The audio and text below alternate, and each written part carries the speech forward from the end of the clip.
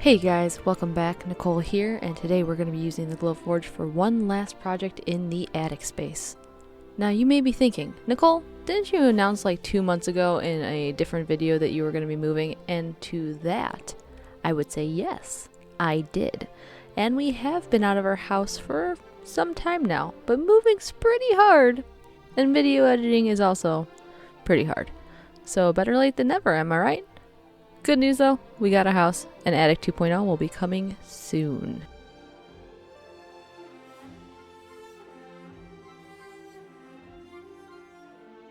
I laser cut all of his parts to make a double-sided resin Pokemon card.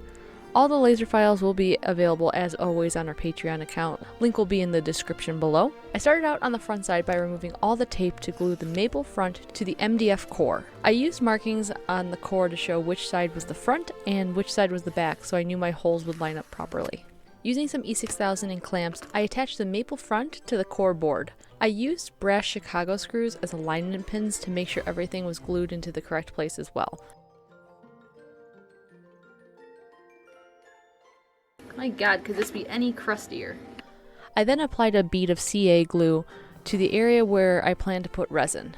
This helps the resin from flowing in between the two pieces and does help with sealing the edges of the wood for resin bleed. Once the glue dried, I used some adhesive-backed cherry veneer to add the border details. I did not mark these pieces though, so I got the opportunity to solve a puzzle before moving forward with this project.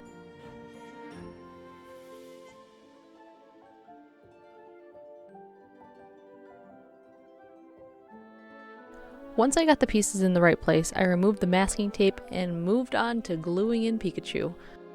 I used the laser cut scrap piece as a guide to make sure he was glued in exactly where I wanted him. After removing the scrap piece, I put a few drops of accelerant down because I hate waiting for glue to dry. If you look carefully at the acrylic panel, you'll be able to see white paint on the white tape. Being the bad YouTuber that I am, I did not record painting this piece, but I often paint acrylic engraves white. I knew this was going to be going on light maple wood, so a little extra pop would go a long way. I removed all the tape from the acrylic panel, being incredibly careful not to scratch the clear finish. If you rush with sharp tweezers, you will scratch it, so slow and steady with acrylic, my friends. Once I finished working on that panel, I set it aside because we won't need it for a while and I don't want it to get scratched. I moved on to gluing the backside of the card. I made a border frame out of red oak, and the material I used cracked perfectly at a wood grain, but after gluing it down you really can't tell where it cracked. Once the frame was in place, I moved to attaching the logo details using the same scrap board method I used for gluing down Pikachu. Being the ever impatient crafter that I am, I coated everything with a nice helping of super glue and then doused it in accelerant. Maybe one day I'll become more patient. Now you're gonna see me here waste a lot of time painting something that won't remain painted. I originally planned to paint the back, but the wood was finished in a way that didn't like painting, and after resin was poured, the paint just kinda looked bad. So this paint job will be for naught, as I do something much cooler later. I'm leaving it in here though, because it's good for you guys to see where I fail and why I choose to do things certain ways. Once the Pokeball was painted, I did start pouring the resin.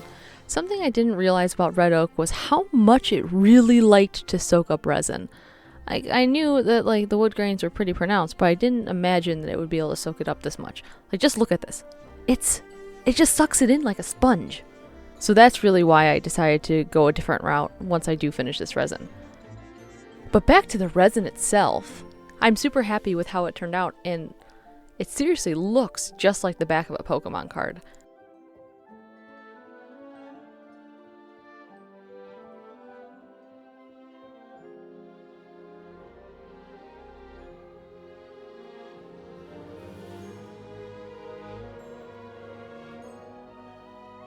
Now here comes the smarter half of my crafting brain, where I decide to make the Pokeball out of a dope mirrored acrylic and the logos out of a blue and yellow opaque acrylic. I took the files that I already had for the engrave and just cut them out of different materials. It turned out much cooler than the original painted version. So, don't be afraid to iterate on your designs.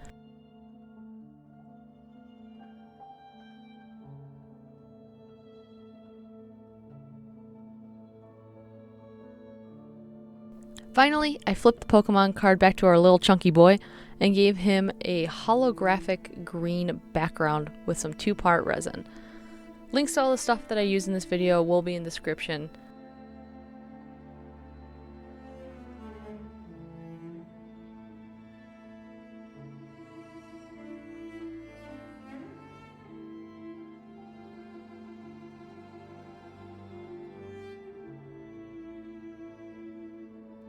When the epoxy was done curing, I painted Pikachu in his signature yellow and gave him his bright red cheeks.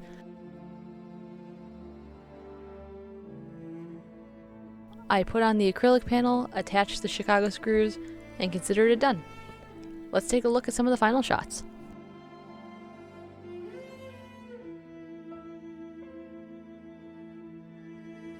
Huge shout out to our Patreon supporters, especially our super fans.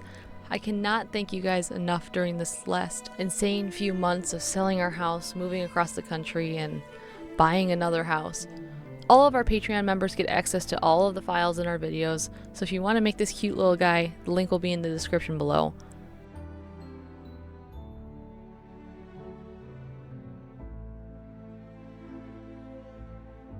Stay tuned for more information about our new house and the progress of Attic 2.0. We gain access to the house in a month or so. It's only a matter of time before you start seeing a new location again.